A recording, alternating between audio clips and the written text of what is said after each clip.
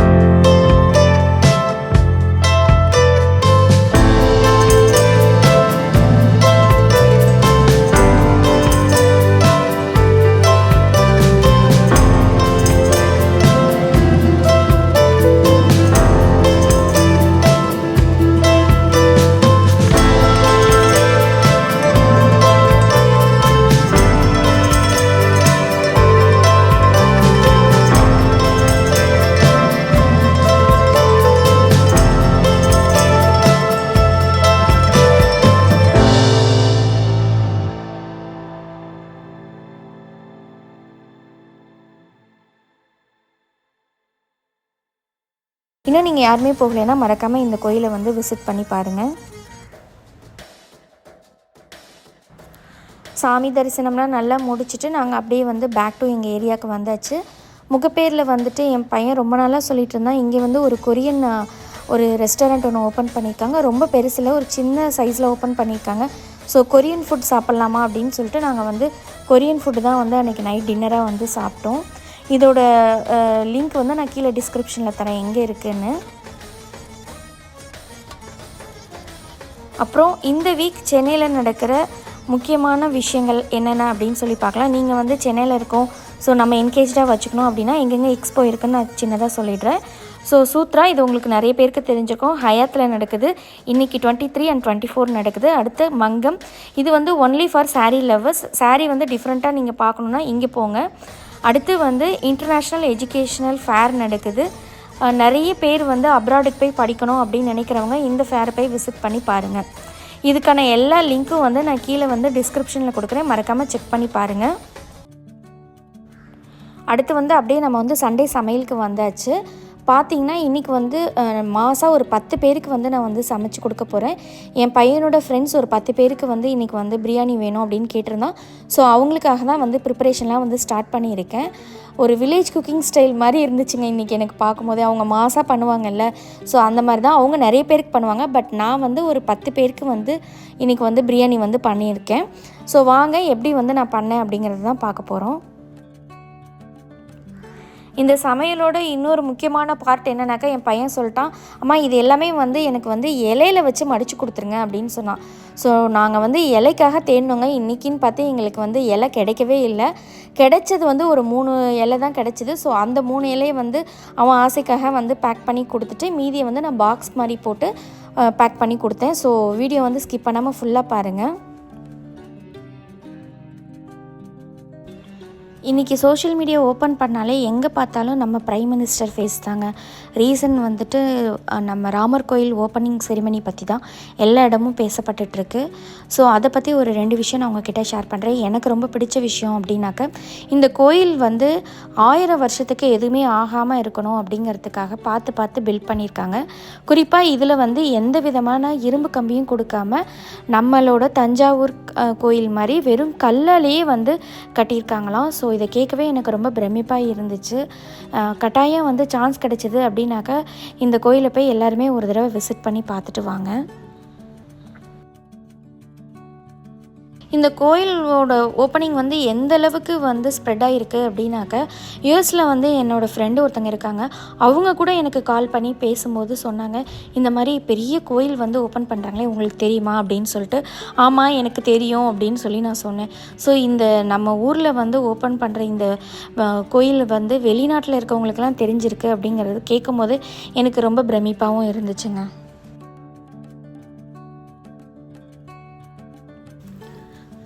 பார்த்திங்கன்னா என்னோடய இன்க்ரீடியன்ட்ஸ் எல்லாமே வந்து நான் ரெடி பண்ணிட்டேன். சிக்கன் கூட நான் வந்து நல்லா வாஷ் பண்ணி வச்சிட்டேன். இதுக்கப்புறம் நம்ம வந்து சமையலை வந்து ஸ்டார்ட் பண்ண வேண்டியதான். அவ்வளோதான், ஆரம்பிக்கலாங்களா அப்படிங்கிற மாதிரி ஆரம்பித்தாச்சு சமையலை. இதுக்கு முன்னாடியும் வந்து நான் வந்து சமைச்சிருக்கேன். பட் ஆனால் 10 பேருக்கு வந்து நான் வந்து இந்த மாதிரி சமைச்சதில்லை. தீபாவளிக்கு வந்து பார்த்திங்கன்னா பையனோட ஃப்ரெண்ட்ஸ் நிறைய பேர் வந்திருந்தாங்க. அது வந்து அரௌண்ட் வந்து ஒரு 4-5 மெம்பர்ஸ் தான் இருப்பாங்க. ஸோ அதில் வந்து கொஞ்சம் வெரைட்டி வந்து ஜாஸ்தியாக இருந்துச்சு. பட் இந்த வாட்டி வந்துட்டு குவான்டிட்டி வந்து ஜாஸ்தி, வெரைட்டி வந்து கம்மியாக பண்ணியாச்சு. நம்ம வீட்லேயே செய்கிறோம் பிரியாணி அப்படின்னாக்கா எனக்கு தெரிஞ்ச 2-3 டிப்ஸ் வந்து உங்களோட ஷேர் பண்ணிக்கிறேன். அதில் வந்து ஃபஸ்ட்டு வந்து பிரியாணியோட அந்த ஸ்மெல்லுங்க. அப்படியே செய்யும்போதே வந்து சில பேர் வந்து சொல்லுவாங்க, அப்பா பிரியாணி நல்ல வாசமாக இருக்குது, நல்ல அரோமாவாக இருக்கே அப்படின்னு சொல்லுவாங்க. ஸோ அந்த ஸ்மெல்லு வந்து உங்களுக்கு பிரியாணியில் வரணும் அப்படின்னாக்க, ஆனியனை வந்து நம்ம எந்த அளவுக்கு நல்லா ஃப்ரை பண்ணுறோமோ அப்போ அவங்களுக்கு வந்து அந்த ஸ்மெல் வந்து நல்லா கிடைக்குங்க. ஸோ ஆனியன் வந்து நல்லா அந்த ரெட்டிஷ் ப்ரௌன் கலர் வரைக்கும் நல்லா வந்து ஃப்ரை பண்ணுங்கள். அது வந்து டிப் நம்பர் 1. அடுத்து டிப் நம்பர் 2 வந்து பிரியாணி வந்து நல்லா வந்து கலராக வரணும் அப்படின்னாக்கா அந்த ஆனியன்லாம் வதக்கின வாட்டிக்குமே நம்ம வந்து அந்த மிளகாத்தூள் வந்து ஆட் பண்ணிடணும். ஸோ அது வந்து ஆட் பண்ணிங்க அப்படின்னாக்கா உங்களுக்கு வந்து கலர் வந்து நல்லா வந்து பார்க்கறதுக்கு வந்து நல்லாயிருக்கும். ஸோ இதெல்லாம் வந்து டிப்ஸு. நான் வந்து அப்பப்போ வந்து எனக்கு தோன்ற டிப்ஸ் வந்து உங்களோட அப்படியே ஷேர் பண்ணிகிட்டே வந்து நான் சொல்லிட்டு வரேன். அடுத்த டிப் என்ன அப்படின்னாக்கா, எவ்வளோ ரைஸ் எடுக்கிறோமோ அதுக்கு ஈக்குவலாக வந்து நம்ம வந்து சிக்கன் வந்து ஆட் பண்ணுங்க. இப்போ எக்ஸாம்பிளுக்கு சொல்லணுன்னா, நான் வந்து 1.5 கிலோ வந்து இன்றைக்கி வந்து அரிசி எடுக்கிறேன். ஸோ அதுக்கு ஈக்குவலாக வந்து சிக்கன் வந்து நம்ம வந்து ஆட் பண்ணணும். அதுக்கு மேலே கூட ஆட் பண்ணலாம், ஆனால் அதுக்கு கம்மியாக ஆட் பண்ணாதீங்க. ஏன்னா அப்போ சர்வ் பண்ணும்போது பார்த்திங்கன்னா சம்டைம்ஸ் வந்து வெறும் குஸ்கா மாதிரி வர மாதிரி இருக்கும், சிக்கன் பீஸே வராது. ஸோ அதனால் நீங்கள் வந்து ஈக்குவலான அமௌண்ட்டில் வந்து ரைஸும் சிக்கனும் ஆட் பண்ணிங்கன்னா அதோடய டேஸ்ட் வந்து சூப்பராக இருக்குங்க. நான் வந்து சிக்கன்லாம் எடுத்து நல்லா வந்து வதக்கி போட்டு அது நல்லா வேகட்டும் அப்படின்னு வேக விட்டு மூடி வச்சுருக்கேன். அந்த டைமில் வந்து நான் வந்து ஆனியன் ரைத்தாக்கு வந்து ரெடி பண்ண ஆரம்பிச்சிட்டேன். ஸோ சைட் பை சைடு வந்து நான் வந்து அடுத்தடுத்த ஒர்க்கும் வந்து பண்ணிகிட்ருக்கேன்.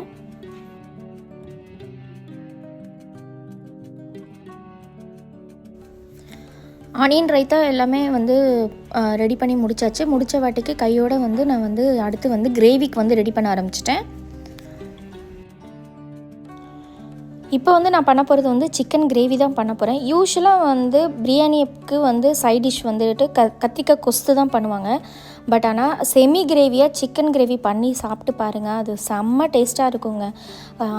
பிரியாணி, சிக்கன் கிரேவி, முட்டை, ரைத்தா, இதுக்கு அடிச்சுக்க வேறு எதுவுமே முடியாது. மறக்காமல் வந்து ட்ரை பண்ணி பாருங்கள். பட் இந்த கிரேவி வைக்கும் போது வந்து இன்னொரு டிப் நான் சொல்கிறேன். கொஞ்சம் காரமாக வச்சிங்க அப்படின்னாக்கா பிரியாணியில் எதுவும் நமக்கு காரம் கம்மியாக இருந்ததுன்னா கூட இந்த கிரேவி வந்து அதுக்கு வந்து ஈக்குவலைஸ் பண்ணிடும். ஸோ அதனால் சிக்கனுக்கு வந்து சிக்கன் கிரேவி வச்சு பாருங்கள், செமி கிரேவியாக இருக்கணும். அதே மாதிரி வந்து அந்த சிக்கன் பீஸை பொறுத்த வரைக்கும் கொஞ்சம் சின்ன பீஸாக இருக்கணும். நம்ம பிரியாணிக்கு போடுறது பெரிய பீஸாக இருக்கும், நார்மல் கிரேவி பண்ணுறதுனால பெருசாக இருக்கும். பட் இந்த சிக்கன் கிரேவிக்கு பண்ணக்கூடிய அந்த பிரியாணிக்கு பண்ணக்கூடிய அந்த கிரேவிக்கு வந்து பீஸ் வந்து கொஞ்சம் சின்ன சின்ன பீஸாக வந்து கட் பண்ணி நம்ம வந்து ஆட் பண்ணோம் அப்படின்னாக்கா அது அல்டிமேட்டாக இருக்கும். மறக்காமல் ட்ரை பண்ணி பாருங்கள். ட்ரை பண்ணி பார்த்துட்டு கீழே கமெண்ட்டில் வந்து எப்படி இருக்குன்னு சொல்லுங்கள். ஸோ சிக்கன் கிரேவிக்கு தேவையானதெல்லாம் நான் போட்டு நல்லா வணக்கிட்டேன். இந்த பக்கம் பார்த்தீங்கன்னா பிரியாணிக்கு வந்து எனக்கு வந்து சிக்கன் வந்து நல்லா வெந்துருச்சு. ஸோ இப்போ வந்து நம்ம வந்து தேவையான அளவு வந்து தண்ணி வந்து ஆட் பண்ணிக்கிறேன். இந்த தண்ணி ஆட் பண்ணுறதுல ஒரு சின்ன டிப் என்ன அப்படின்னாக்க, ஆல்ரெடி வந்து சிக்கன்லேருந்தே நமக்கு வந்து நல்லா தண்ணி வந்திருக்கும். இன்றைக்கி வந்து நான் யூஸ் பண்ணுறது வந்து பாஸ்மதி ரைஸ். ஸோ வந்துட்டு நான் வந்து 3 பங்கு ரைஸ் எடுத்ததுக்கு நான் வந்து 1.25 பங்கு தான் வந்து தண்ணி வந்து ஊற்றிருக்கேன். ஸோ அந்த அளவே வந்து சரியாக கரெக்டாக இருக்கும். ஸோ வாட்டரோட அளவு வந்து இதுதான், மெஷர்மெண்ட் இது தான். சைட் பை சைடு வந்து நான் எக்கும் வந்து உரிச்சு எடுத்துட்டேன்.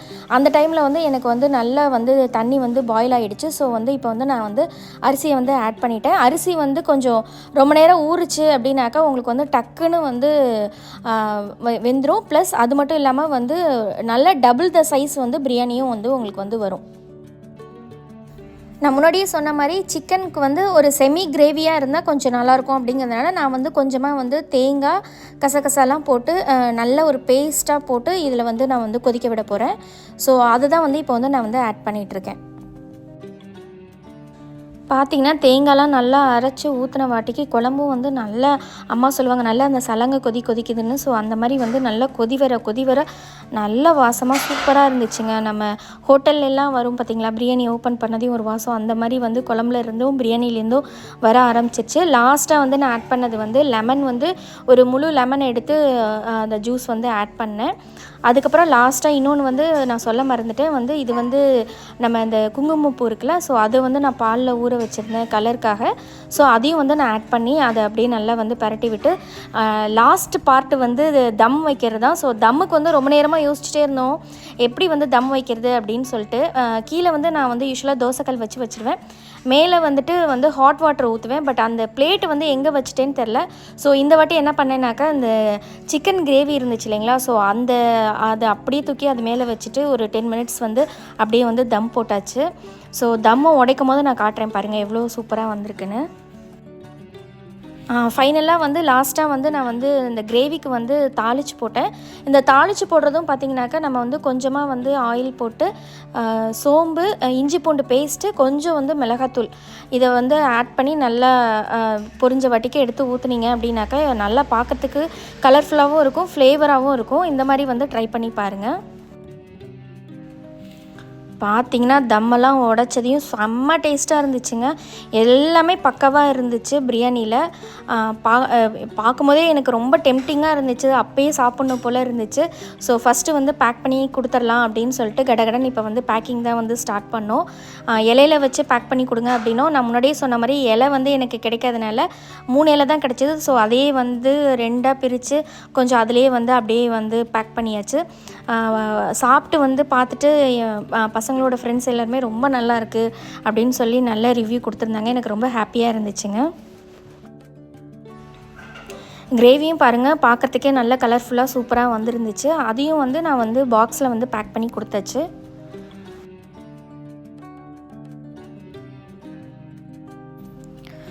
வேலை வந்து எனக்கு அதிகமாக இருந்தது அப்படின்னு பார்க்கும்போது இன்க்ரீடியன்ஸ்லாம் ரெடி பண்ணும்போது கொஞ்சம் எனக்கு வேலை இழுத்த மாதிரி இருந்துச்சு. அதே போல் இந்த பேக்கிங்க்கும் வந்து எனக்கு வந்து 1/2 hour to 45 minutes ஆகிடுச்சுங்க. அதை பக்காவாக வந்து என் பையன் இலையில தான் வேணும் அப்படிங்கவும் கீழே வந்து பட்டர் பேப்பர் போட்டு அது கீழே நியூஸ் பேப்பர் அதுக்கு மேலே இலை போட்டு நான் வந்து பேக் பண்ணி கொடுத்தேன். ஸோ அது எனக்கு ஒரு 45 minutes ஆகிடுச்சு. ஸோ அதெல்லாம் முடிச்சுட்டு லாஸ்ட்டாக வந்து ரைத்தாவும் ஒரு பாக்ஸில் வந்து பேக் பண்ணி கொடுத்தாச்சு. ஸோ இப்படி தான் வந்து நான் வந்து பேக் பண்ணி ஒரு பெரிய பிக் ஷாப்பரில் போட்டு கொடுத்தேன் அவனுக்கு.